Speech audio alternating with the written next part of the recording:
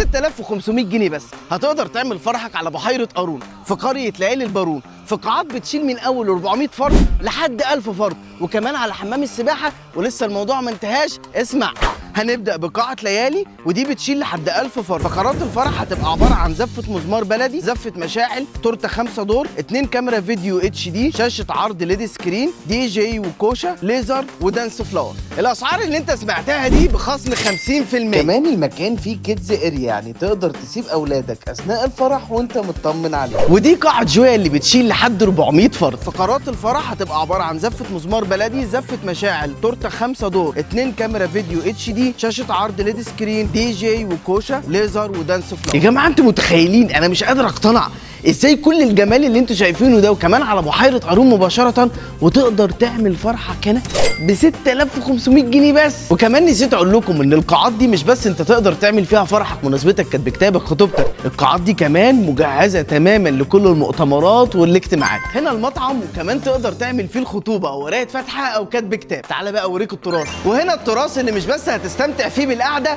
انت كمان تقدر تعمل خطوبتك، كاتب كتاب، قراية فاتحة، او حتى عيد ميلاد. واجمل حاجة في قرية البارون ان مش بس مساحتها واسعة ومش بس فيها حمام سباحة، دي كمان على بحيرة قارون مباشرة. وغير كل ده هتاخد سيشن مجاني. العنوان بحيرة قارون قدام قرية علاء الدين.